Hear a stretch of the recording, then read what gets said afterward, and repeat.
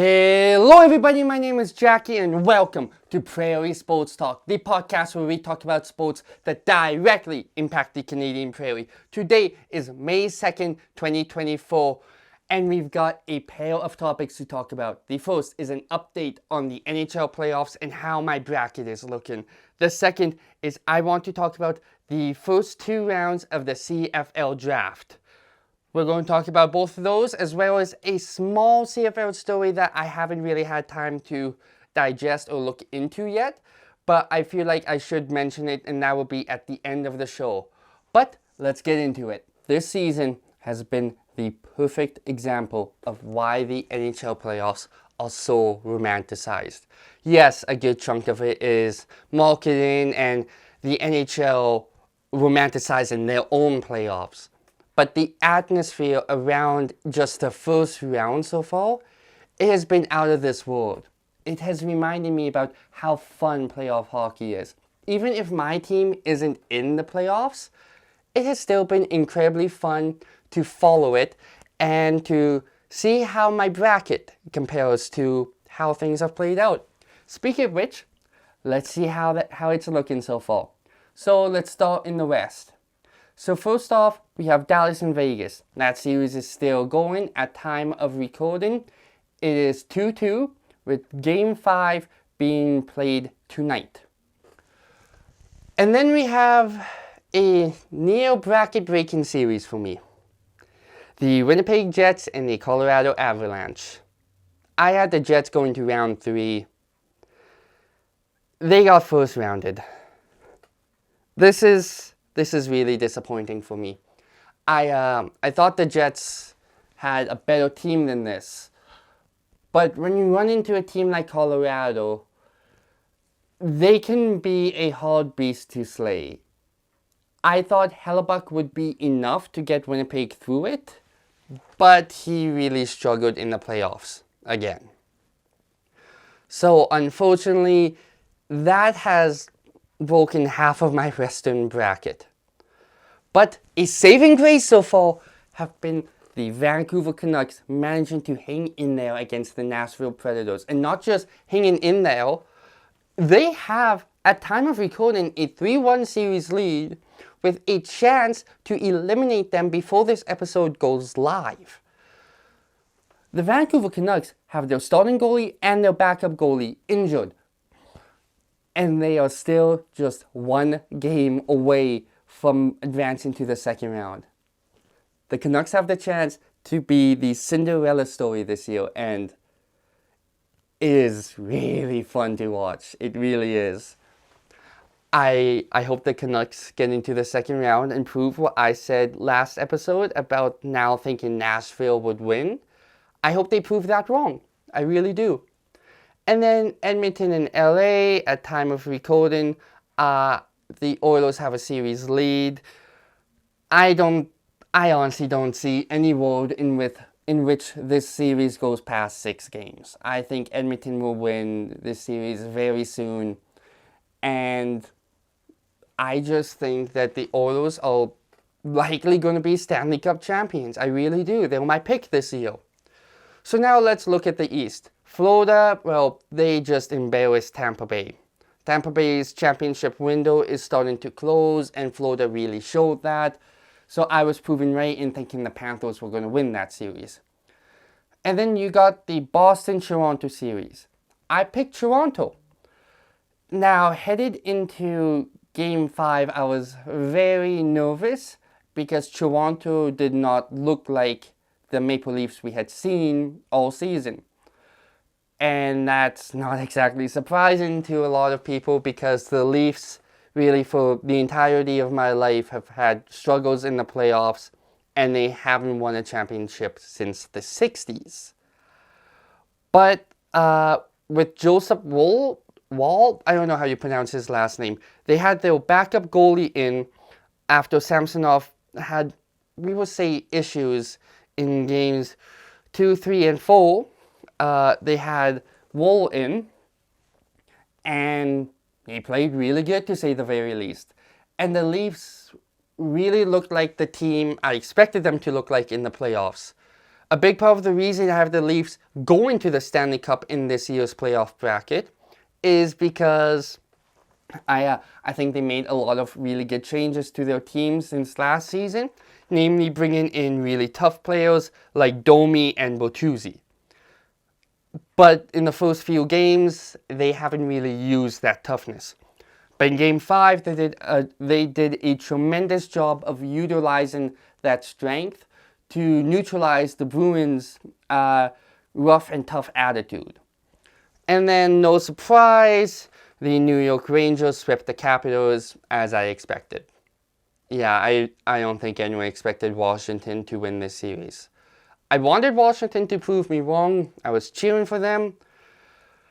But it doesn't really surprise me that the Rangers won in 4.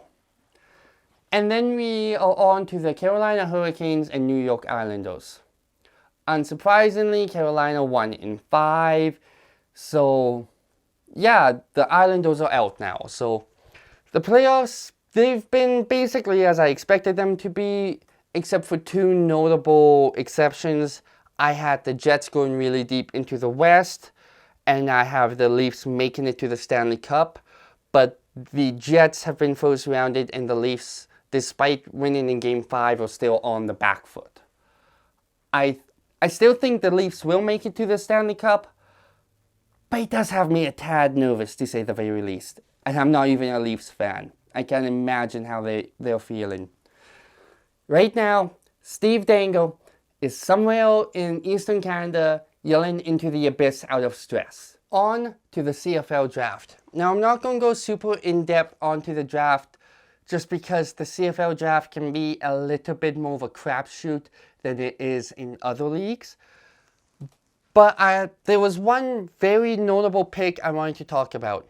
And surprise, surprise, the Rider fan is going to talk about the Rough Riders. So, 3rd overall, the Rough Riders selected Kyle Hurgel. I apologize if I mispronounced his last name, but that's what I'm going to go with for this episode. If I am mispronouncing it, please correct me in the comments. But Kyle Hurgel, he's a good lineman of what I've heard, and he's pretty solid. 6'2", 300 pounds. Makes complete sense for the Rough Riders to be drafting an O-lineman, especially after the retirement of Logan Bandy, who in all likelihood was going to be a starter this season. So it makes sense that they'd want an offensive lineman. Now, what doesn't make sense is why they'd make such a risky pick. Because this kid is going to be in NFL training camp this season. So, at the very earliest we would see him is about halfway through the season. Yeah, not great. And that's assuming that he's even CFL ready at that point. There's a real chance that he's just not ready. And it's nothing against him. It's nothing against players coming up to the CFL. It just sometimes takes a little bit of adjustment to switch from university or semi-pro football to now playing professional football. And if he is ready for that switch, in all likelihood, he's not going to be playing in the CFL. Because like I said, he's going to be in an NFL training camp. And if he's ready for the pros, he's likely going to be down south. And that's very unfortunate. I have, for a variety of reasons, like, good for him. Good for him. But that's unfortunate because for the Rough Riders, because they just used the 3rd overall pick on him. The Rough Riders really need an offensive lineman to take Bandy's spot. And I could go on a 20-plus minute rant about this because I think the quality of football in the CFL is just as good as it is in the NFL. But you see players choosing to go to the NFL more often simply because the NFL has better advertising and more money for said advertising. So they get the bigger name players, while the CFL still gets really good players and has really high quality football, but doesn't get the same recognition. Now, I could go on a 20-plus minute ramble about that, but that's besides the point. The Rough Riders have taken a big risk on this pick, which isn't uncommon in the CFL, but it is incredibly frustrating for a team whose fan base wants them to be competitive this season. And Jeremy O'Day, the president of the Rough Riders, his job is almost definitely on the line this season. If the Rough Riders do not perform to expectations this season and at least have a winning record, preferably make the playoffs and at least win a game in the playoffs, if the Rough Riders don't do that stuff, O'Day's likely gone. He is. He's had a rough couple seasons. O'Day has been instrumental to the Rough Riders' success in the last couple years, or the last however many years he's been with us, both as a player and as president of the team. But these last few years, a lot of people have blamed the issues the Rough Riders have had on him. I'm not saying if that's right or wrong, but that pressure is likely leading to O'Day's job almost definitely being on the line this season. So seeing the Riders take such a big risk with this pick is shocking to me. Now who knows, the risk could pay off and this Kyle Hergo kid could end up being a Hall of Famer one day. Only time will tell if the risk pays off or not. And lastly, I just want to mention a release in the CFL that caught me just a tad off guard, to say the least. The Montreal Alouettes have released receiver/returner Chandler Worthy. What? I did not see this coming in the slightest. Worthy has had a tremendous couple years with the Alouettes as their returner, and the Alouettes seemed so invested in him that they traded an eventual Special Teams Player of the Year in Mario Alfred to the Saskatchewan Roughriders so that Worthy could become their full-time returner. And now they've released him. Now I've heard talk from some CFL fans that they have this kid in the system that they're very high on, although I can't get an exact spelling on his name, so I don't even want to try and pronounce it in case I do pronounce it wrong because it's spelled wrong, or if I just make a mistake with the pronunciation. But it's a really shocking release because, like, Worthy has been one of the best special teams players in the league these last couple seasons. So I'll be shocked if by next week's episode if he hasn't been picked up by someone. And mark my words, he's going to end up in Edmonton. I can feel it. It just feels like the kind of move Chris Jones would make and just be like, let's just throw money at him and hope he comes here. I think he's going to be in Edmonton next season though.